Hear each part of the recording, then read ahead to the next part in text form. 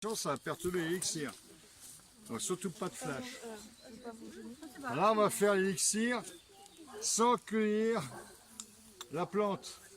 Enfin, en même temps cueillir un charme tout entier, c'est un peu dur. Hein. Voilà.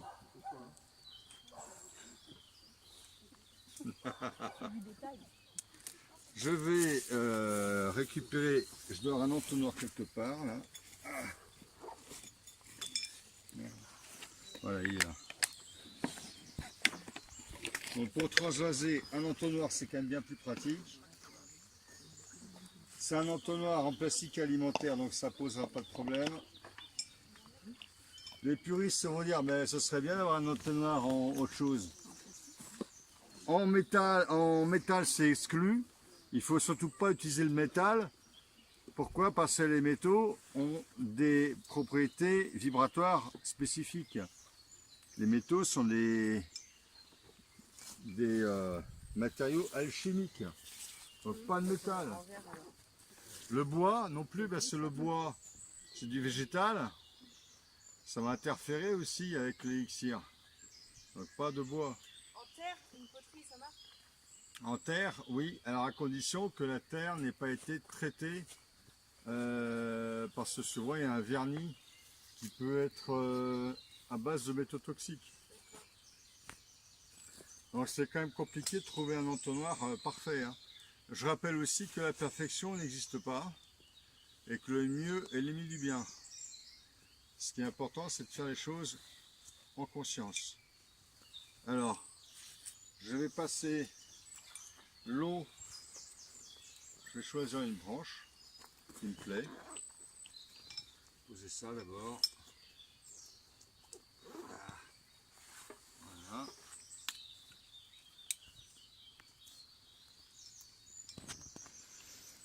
Faut pas que je touche l'eau non plus avec mes mains. J'ai le droit de toucher la bouteille quand même. Hein.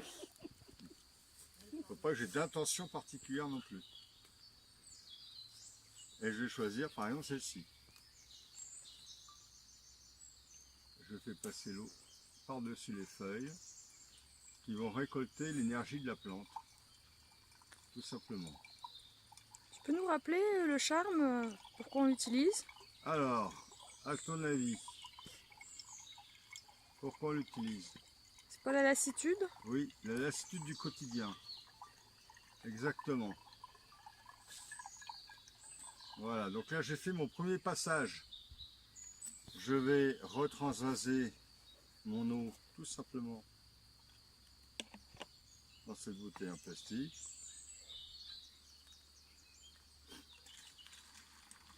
Donc il n'y a pas besoin d'avoir beaucoup de soleil. Là, je réalise l'élixir sans l'accueillir, la plante. Donc elle a l'énergie, elle a une aura, elle a son énergie, donc je récolte son énergie. Quand je cueille la plante, enfin, quand je cueille une partie de plante, eh bien cette partie de plante, elle est en voie de mourir. Qu'est-ce qui se passe? Elle est en voie de mourir cette plante, donc si elle est en voie de mourir, ça colle pas. Qu'est-ce qu'il y a? Il y a quelque chose? C'est autre chose, bon. Donc là, j'ai réalisé mon premier passage, je vais faire le deuxième passage, ou alors quelqu'un, un volontaire, une volontaire, peut le faire. On filme tous. Peut le faire, non? Personne ne le fait. Vas-y, moi je veux bien. Qui veut le faire? Ouais, Qui allez. peut le faire? Allez, viens. Tu m'expliques. Hein. Comment ça, j'explique? Ouais, Alors, tu mets l'entonnoir dans cette bouteille-là. Ouais. Sans toucher. Non, sans, voilà, faut pas, voilà, sans toucher la base qui est en contact avec l'eau. Tu prends cette bouteille. Tu prends cette bouteille. Non, attends, mais il faut qu'il y ait une branche. Hein. Ah bah je sais pas moi. Mais si, tu vas pas faire couler l'eau tout de suite comme ça sert à rien. Alors tu choisis la branche qui te parle. Celle-ci, ah ben t'es trop petite. Alors, Donc je verse sur cette branche. voilà, tu verses sur ces feuilles-là. Voilà. Vas-y, n'hésite pas. Donc pour revenir à ce que tu disais, tu mets la fleur au soleil uniquement quand elle est coupée. Oui. Pour utiliser l'énergie du soleil alors. Exactement. L'énergie du soleil va potentialiser l'énergie de la fleur en train de mourir. Alors que là, j'ai pas besoin. Là, j'utilise simplement, je récolte l'énergie de la fleur, ou de la branche, ou de la feuille. Hein, vous avez déjà vu des photos carlianes? Oui. Bon. Ouais. Ouais? Ouais. Bon, bah, les photos carlianes, c'est quoi? C'est C'est l'énergie, c'est l'aura de la plante. Donc là, on a fait le deuxième passage. T'en fais combien L'eau comme va ça? capter l'énergie de la plante vivante. Donc là, on a fait le deuxième passage qui va faire un premier passage. On va créer un lien fort entre l'élixir et la plante. Le lien fort, c'est très simple, vous allez voir. Voilà. Alors,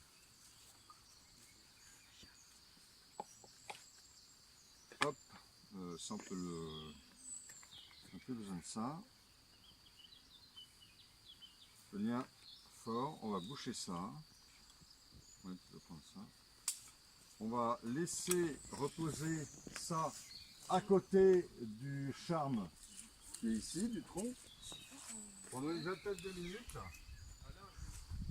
pour créer un lien. Hop. Pour créer un lien fort entre l'arbre qui nous a donné son élixir, son énergie, et l'élixir obtenu. On va laisser ça comme ça 20 minutes environ. Dans 20 minutes, on réarrosera avec un tout petit peu d'élixir l'arbre pour le remercier, ce qui crée le lien fort.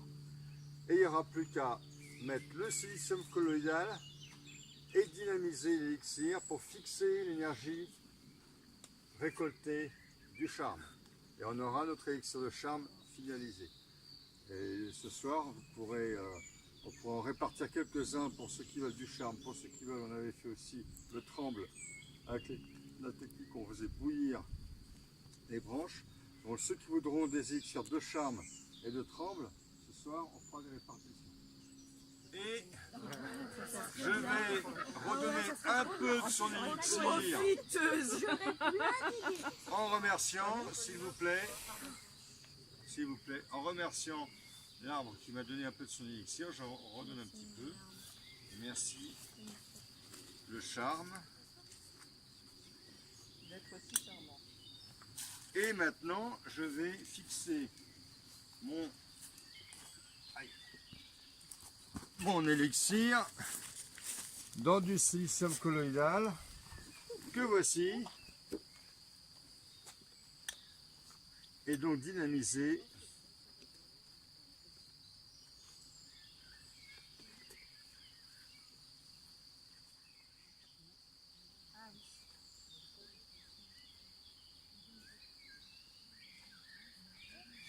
voilà. On met l'équivalent de... Ouais, 2-3 bouchons de près. J'ai pas besoin d'en mettre plus. Hein. Je vais reboucher tout ça. Et je vais dynamiser tout ça.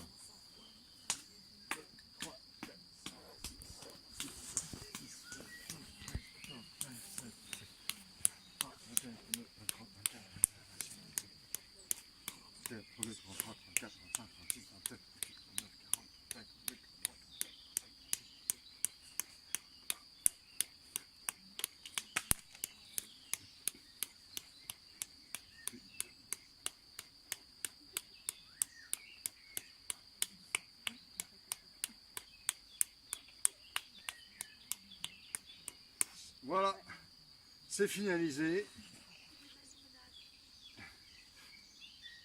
Merci Oui. le charme. Ça peut faire la bière aussi.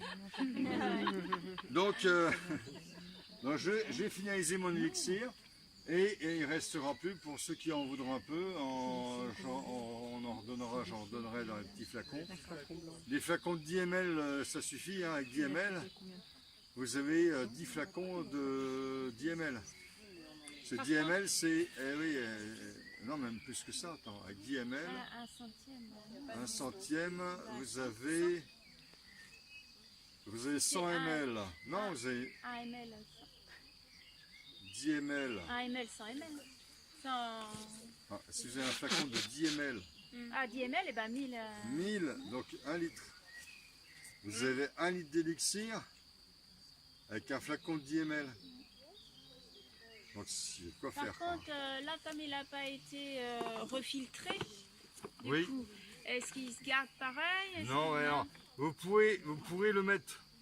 Vous pourrez le mettre dans un peu d'alcool si vous voulez, pour plus de sûreté, ou alors pour ceux qui veulent dans un peu de silicium colloïdal.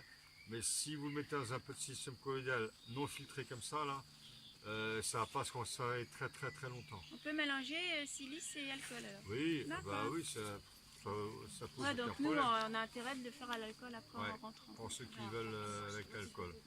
Je précise pour l'alcool, alcool de macération, pas un alcool de distillation.